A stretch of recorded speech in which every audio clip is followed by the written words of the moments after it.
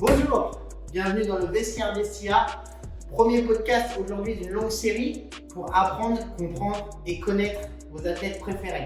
Aujourd'hui, le premier volet avec Lia. Bienvenue Lia dans le podcast des Vestiaires.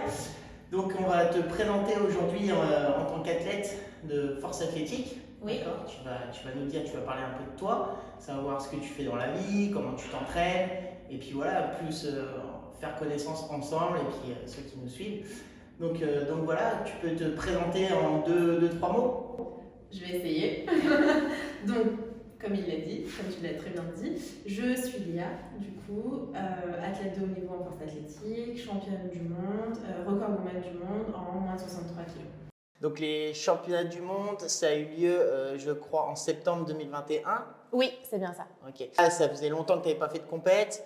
Tu as fait une barre au squat à combien à peu près? Alors, j'ai le record du monde au squat, du coup, à 205 kg. Au soulevé de terre à 230 kg. et au bench press. Et au bench press, pas de record du monde, Ok. mais j'ai fait 112,5. Ça te donne le titre de championne du monde avec 2 records. Et 3 mois après, tu as eu les championnats d'Europe Oui, en décembre. et tu les as battus tes perfs? Alors, au championnat du monde, j'ai fait le choix d'être en moins de 69 kg et pas en moins de 63 et de battre le record du monde en 69 kg du coup. Les barres, t'as battu le record d'Europe en squat? Oui, alors j'ai battu le record d'Europe et du monde au squat en moins de 69 kg, du coup à 205 à nouveau. Et au deadlift aussi à 230 aussi. Non, pas au deadlift par contre, au total à 548 kg. Ok.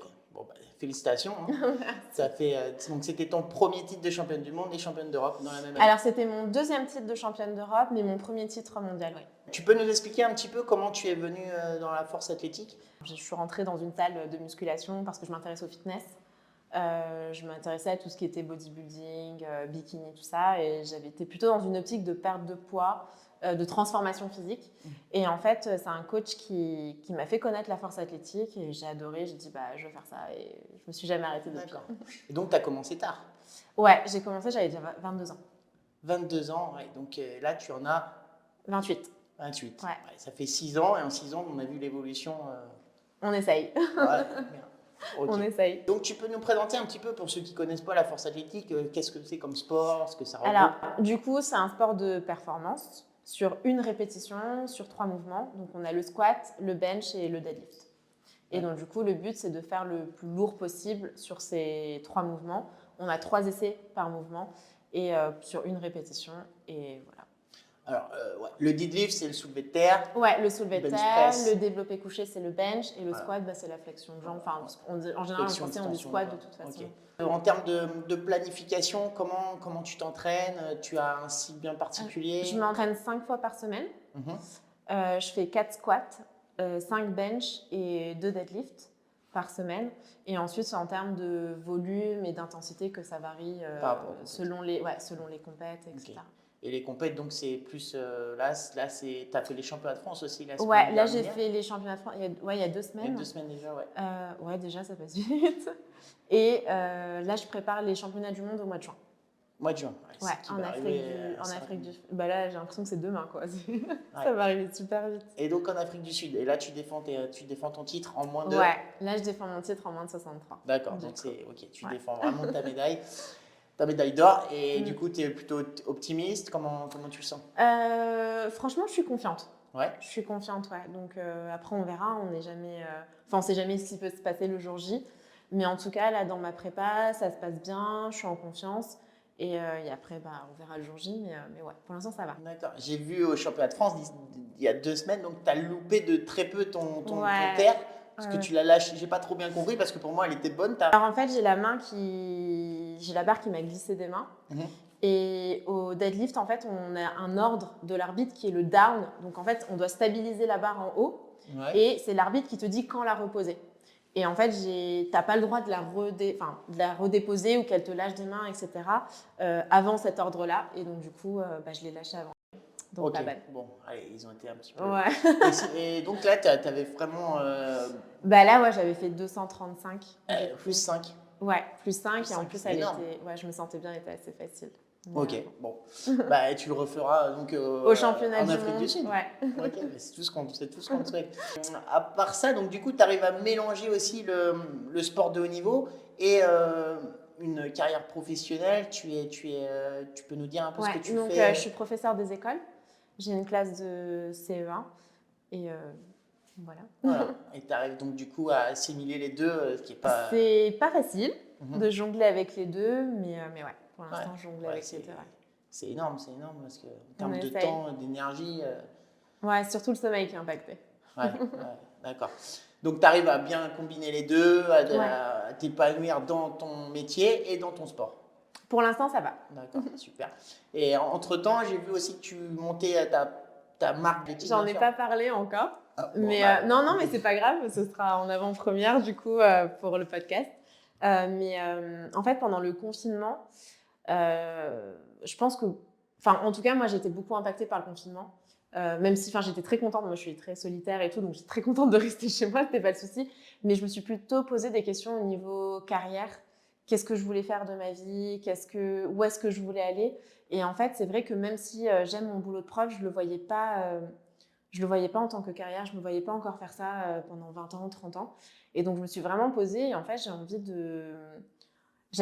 eu envie d'entreprendre en fait. Et je me suis dit, pourquoi pas lancer ma marque et tenter quelque chose là-dedans en restant dans le powerlifting, etc. Et au-delà de la marque, c'est vraiment un mindset en fait que j'ai envie de vendre. Donc c'est Strong and Brave. Donc force et courage, ça rend un peu moins bien en français, je trouve. Mais voilà, le concept c'est vraiment toutes ces qualités dont tu as besoin. En fait, je trouve que ce sont deux qualités dont tu as besoin, mais pas seulement dans le sport, c'est pour tout dans ta vie, dans tout ce que tu fais, tout ce que tu entreprends.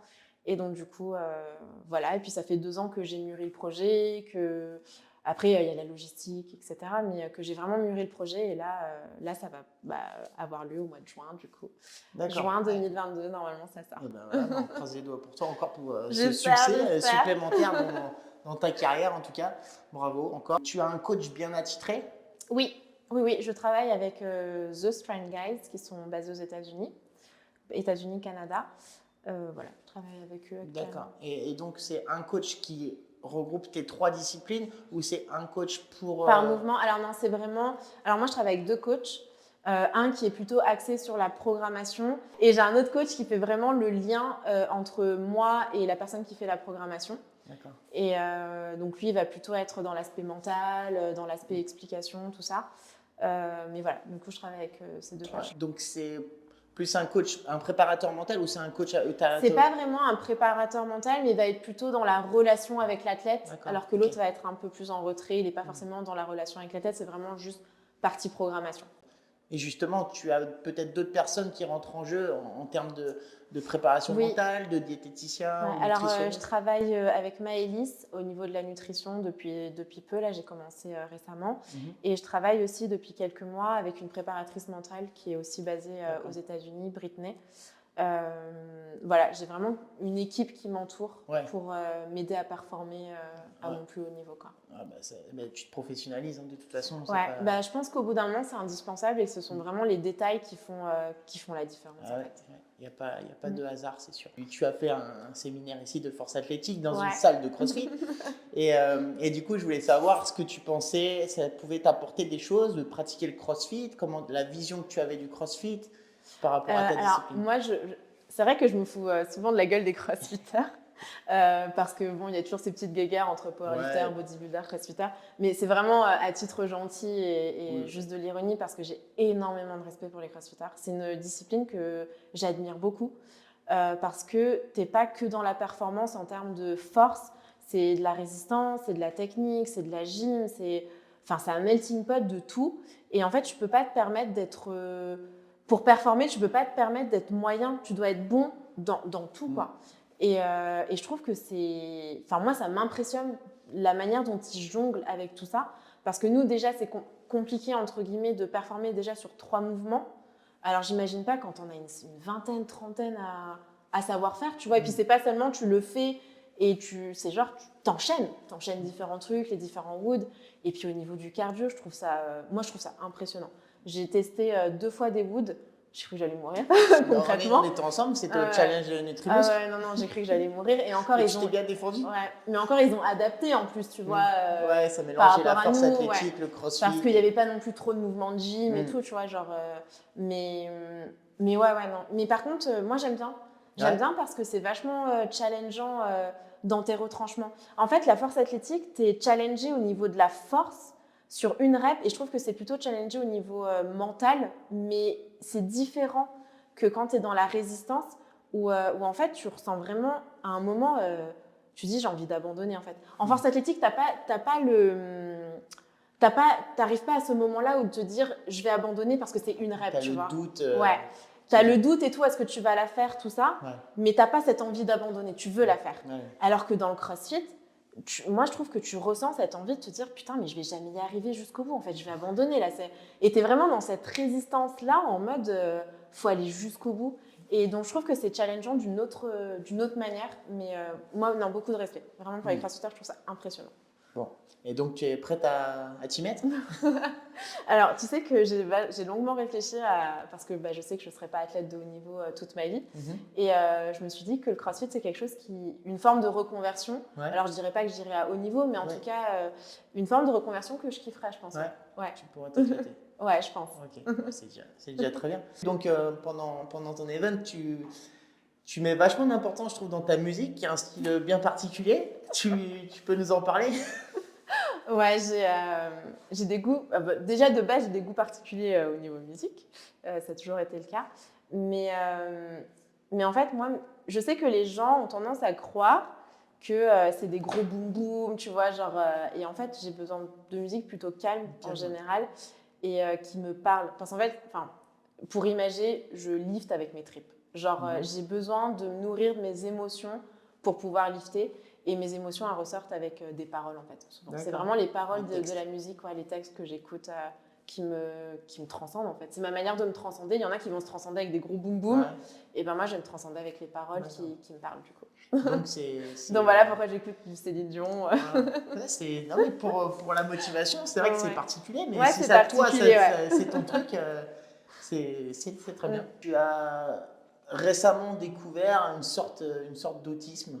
Alors, le terme, ça me paraît bizarre. Est-ce que tu peux m'expliquer en fait, parce qu'on a tendance à assimiler autisme à un truc négatif. Ouais, une déficience mentale. Pour toi, ça serait un petit peu plus positif. Du coup, tu peux nous en parler? Oui, j'ai été diagnostiquée très tard, donc être dans le spectre autistique, autiste Asperger pour être plus exact entre guillemets. Même si aujourd'hui on n'utilise plus ces termes, mais voilà, parce que en général, les gens connaissent un peu, en ont déjà entendu parler. Donc, en fait, c'est une forme de pensée qui est différente. C'est un câblage neurologique qui est différent, qui fait que ça impacte ta manière de penser et ça impacte tes réactions, ça impacte au niveau des émotions. Ça impacte plusieurs champs. Et en général, il y a beaucoup de champs qui vont être exacerbés par rapport à la normale. Donc, ça va être par exemple à tout ce qui va être au niveau sensoriel, au niveau émotionnel.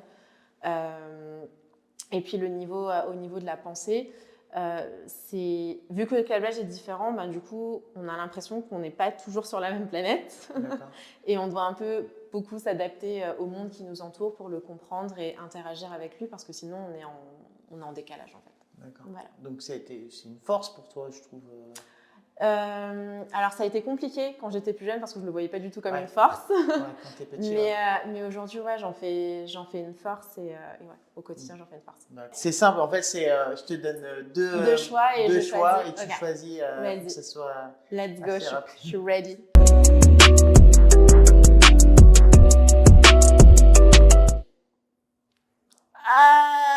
Bench.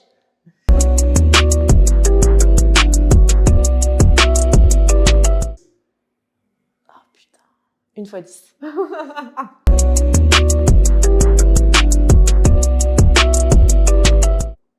Ah, j'aime bien le training le matin. Fin de matinée. Ouais.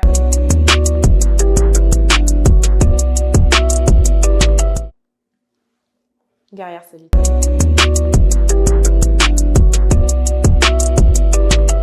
Oh, junk food. Ah non, junk food.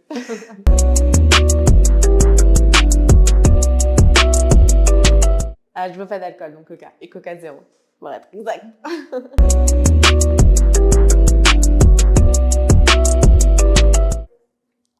Thé.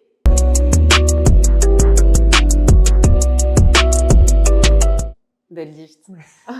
Deadlift à 100%. Alors, attention. Oh non, Céline Dion. Je crois que j'aime bien Booba, mais Céline Dion. Ah, il n'y a même pas photo.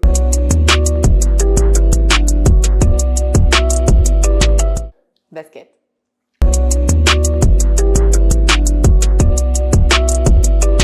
Mélange des deux. Non, je te jure, faut tester.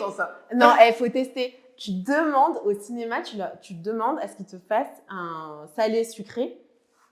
Non, c'est merveilleux. Ah ouais? Ah ouais, non, faut tester. Vraiment. J'y vais demain. À tester. Vraiment.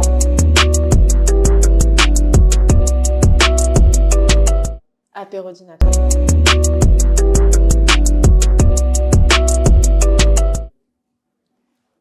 Ah, ça dépend le mood. Et j'aurais tendance à dire Netflix quand même. Ok. Bien ou bien? Bah bien.